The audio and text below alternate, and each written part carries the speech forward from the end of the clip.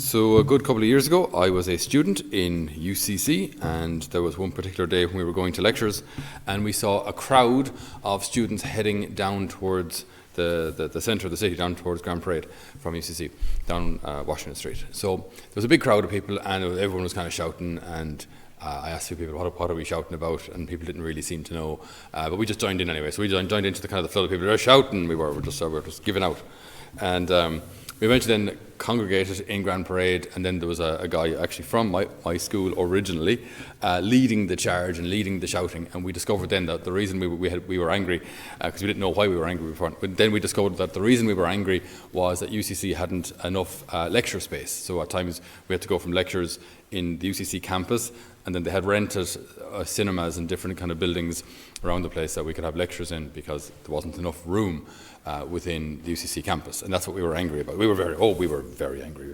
So we were protesting and shouting, "What do we want? More space? When do we want it? Now!" Apparently. And it was just very interesting to see herd mentality lived out. You know what I mean? This big bunch of students getting all irate and not even knowing what we're angry about. You know, and then when it was revealed what we were angry about, we weren't really that angry about it, because we had to occasionally go for a lecture off campus, which is an extra 500 metre walk, which is good for our health anyway, and Lord knows we needed the exercise. But it's just interesting, though, when someone leads a charge and leads with confidence and knows what he's leading the charge about, people will join. Even if it's mental, even if it's off the wall, bonkers. Like when you look at like ISIS or groups like that, right? They have an ideology which is bonkers, but if they propose it with confidence and this is the way forward, people will join. What's my point? My point is, when it comes also to us in the church, if we don't have a clear goal that we're walking towards, people won't join us. Right? If our goal isn't clear, if we don't know what we want, if we don't know what we're actually doing, what do we aim to offer the world? If that's not clear to us, people won't join us, because they'll ask the leaders, where are we going? Oh, we don't really know. Where do you want to go? I mean, you can't do that. Like, you can't half lead a charge. You're leading, and then someone asks you, where do you want to go? And you, I don't know, I suppose. But sure, I might just go where everyone else is going. Oh, well, then I might just join them. Or I might join someone else who actually looks like he knows where he's going. I guess it might sound so obvious when you choose a banal example like that, but in the church, is it clear to us where we are going? Or is it clear to us where we're aiming to go or bring people? I don't actually think it is. Because if you ask people on the street, like, what does the church do? What's the function of the church? You ask people in the church, actually, what does the church do? What do we offer? Sacraments? Good. And what do they do? Bringing the community together? Yeah. But what else is it? Like, what's like baptism for? That's sin. No. Baptism isn't a sin. No. What's it for? Yes. When a child is born, like, you need to kind of celebrate it. Dad, you can do that with a bouncy castle. You don't need a sacrament for that. So if it's not clear what we offer, and also then for us, like, as for example, let's take for example priesthood. What's priesthood for? Someone has to move the stuff from that table to that table, I suppose. I don't know. Like, what do we do? Again, if that's not clear, nobody will join us. So I think this clarity of thought, something which St. Francis de Sales, our saint of today, had in droves, I think it is magnetic if it's presented with confidence. Now, some won't agree with you. Welcome to the real world. Yes, not everyone will agree with you. Not everyone will like you. Welcome to being a follower of Christ, who lived that in a most exemplary fashion, who wasn't liked by everyone. We have to know what our vision is, what our goal is, what our purpose is, and walk that direction with confidence. Something which I find very strange, and you'll pardon this little tangent, but in the church, it should be absolutely, abundantly clear that the Catholic Church is pro-life. Like, no excuses. This is such an easy issue for us as Catholics, because you don't even need Scripture to back up our position. This is entirely defendable by mere science. Science on its own is sufficient. Even contemporary culture, like a baby shower. What's a baby shower? Well, it's an American thing for a start, but like baby showers didn't exist in Ireland, 6, 7 year old too young. 10 years ago, I never even heard of a baby shower. I only heard of baby showers over in America. But what is it? It's when a woman who wants to be pregnant suddenly discovers she's pregnant, and now she celebrates with her girlfriends that I'm pregnant. With what? What are you pregnant with? Some invasive growth? Or what? What is this going on inside you? Has some, is there like a kind of a growthy type tumor? What is it? Everyone knows it's a baby. But it can't be a baby when you want it to be a baby. And it's not a baby if you don't want it to be a baby. What kind of logic is that? Again, I haven't mentioned the Bible. We don't, not that we don't need to mention the Bible. My point is, science alone is enough to back up our position. The Catholic Church needs to be overtly and confidently pro-life. And if you don't like it, I don't care. A life is sacred. End of story. Black, white, man, woman, that life is sacred. And the Church has to be absolutely confident about that. And those who want to walk with us will walk with us. Those who don't like us, I don't care. Go find another church. Doesn't really matter. You're no good in the Church if you think you can be part of the Church and believe whatever you want. That's just ridiculous. That's plain, made-up, woke nonsense. So enough of that. Catholic Church pro-life. There are many other issues, but I think as regards the sacraments, we need to be absolutely confident what they're for, what our Church is for. What do we aim to do? Well, again, in all humility, God has entrusted to the Church the fullness of His self-revelation. Now, that's something that we need to be confident about. Not that this doesn't make us better. This makes us privileged, but not better. We have been given such incredible grace here. And we need to be confident about that. We need God's grace. We're not condemning people as sinners, but we know within our own hearts we're not perfect. So God gives us the solution. Good, let's offer people the solution. Come to me, all you who labour and are overburdened, and I will give you rest. Come to Holy Communion. If you're not in a state of grace and you can't receive Holy Communion, we're not here to shame you or condemn you. We offer actually another sacrament. Go to confession. And then come to Holy Communion. We have all the solutions. We have it all. We have it all. You want to get married with someone? Yes, that life is going to be really, really, really difficult, We have a sacrament for that one too. Right? It's called marriage. It gives you sacramental grace to help keep you together in difficult times. Do you want it? If not, you don't have to have it. But we'd recommend it. But this is the way we're going. And we're confident that we need God's grace. We want to get to heaven. The Church knows what it's doing. Get on board if that's what you want. If you don't want, there are other churches, planes, trains, and automobiles. Take whatever you want. At the end of the day, it's your choice, but this is the way we're going. And we cannot and will not wait until everyone is on board before we move. That's also ridiculous.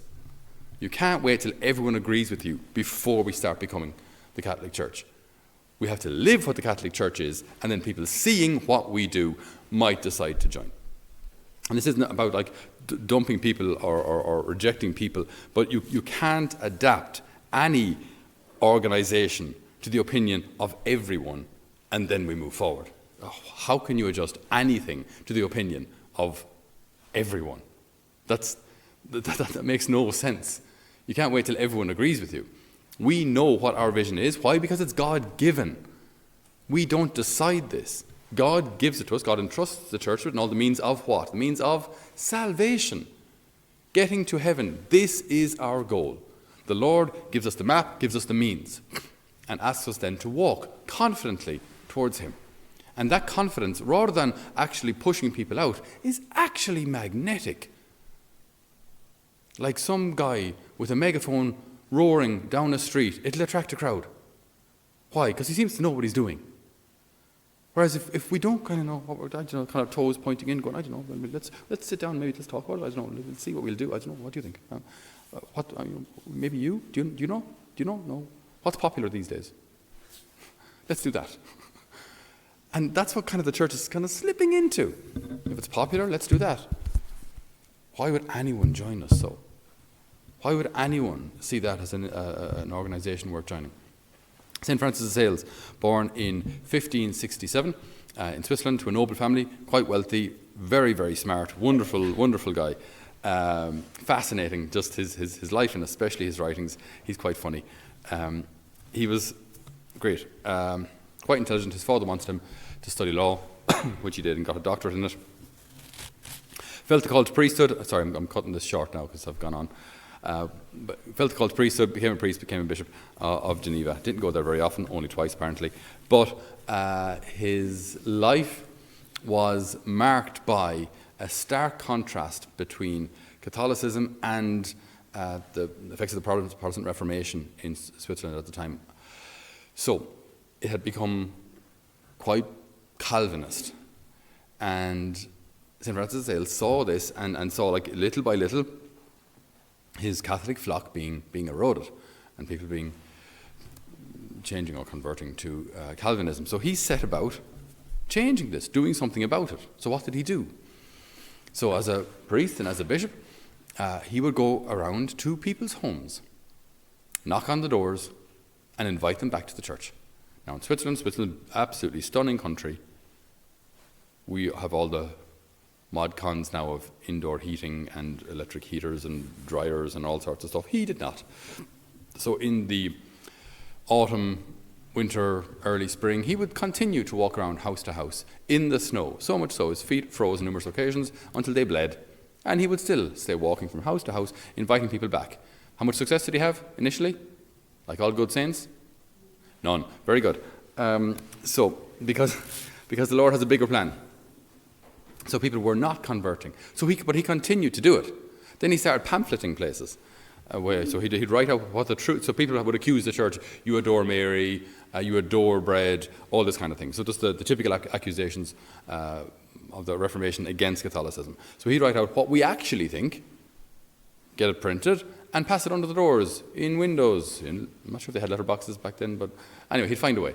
He'd get it into the house, and then people would read as such the truth of the faith. Now, because he was so determined, because he was so clear about what we actually believe and teach, of the 60,000 that had become Calvinist in his locality, 40,000 came back. 40,000 came back of 60,000. You see what I mean? You see, when we have a clear vision of what we are and who we are and what we offer, it actually attracts people. And the opposite, that kind of populist theology, it actually drives people away because you look spineless. You look like you do not know what you're doing. So if you don't know what you're doing and you have no particular vision, I'm not going to follow you. Whereas Francis of Sales clearly did. He was a wonderful author as well.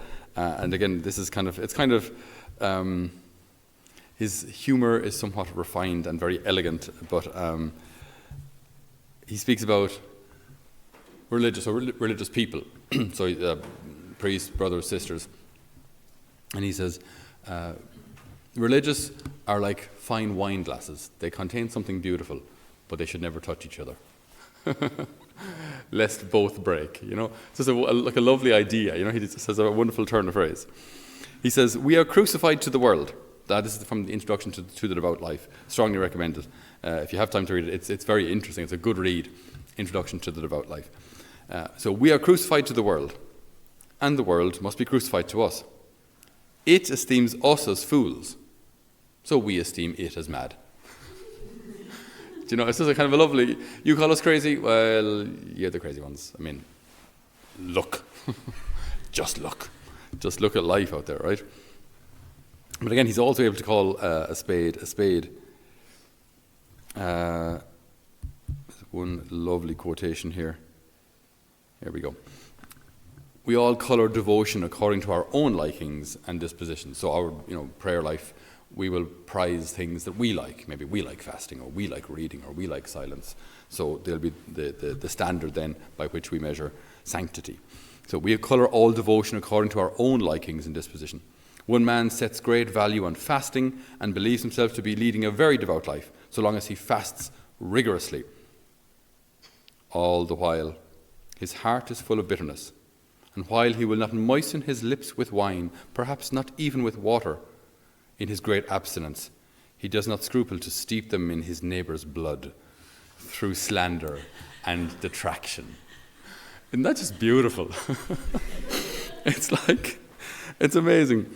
If, when stung by slander or ill nature, we wax proud and swell with anger, it is proof that our gentleness and humility are unreal and merely artificial show. Do you know, he just calls a spade a spade. This is beautiful, with such elegance. But he loved his people. He loved his people. He also spoke about what the Second Vatican Council will call the universal call to sanctity, that all people are called to sanctity. Understandably, back then, it was deemed fairly impossible for ordinary people, lay people, to become saints. Sanctity was considered the lot of maybe the religious, and even within the religious, those who lived as hermits or enclosed, contemplative lives. Maybe they were the only ones who could actually achieve sanctity. This was the idea at the time. Whereas Francis de Sales, against the 16th century, proposed a sanctity for all.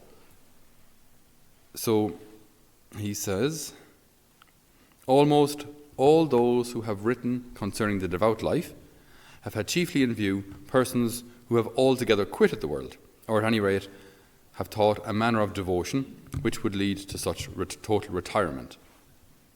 But my object is to teach those who are living in towns, at court, in their own households, and those whose calling obliges them to a social life, as far as externals are concerned. His call is to them. You are called to sanctity. Because what does sanctity mean? Becoming Christ-like. And who's called to be Christ-like? All of us. All of us. Universal call to sanctity. So St. Francis de Sales offers us a wonderful example of priesthood, a wonderful example for the episcopacy, a wonderful example for the church to clearly promote, clearly speak about, clearly preach about the truth and beauty entrusted to us. And the more we do so, knowing that there will be adversity and doing it anyway, the quicker the church will actually be renewed, and not the opposite. It is not by appeasing the world or even courting the devil that we keep everyone on board and therefore we further the mission of the church. No, we further the mission of the church by being faithful to Christ and what he has given to us. That's what makes the church attractive. We need saints like St. Francis de Sales today. Maybe you are the next one. So we ask the Lord today to fill us with a renewed courage and confidence. The Lord has entrusted to us all the means of salvation. We lack nothing because we have Christ. May we proclaim him and all he has given to us with confidence and with love. Amen.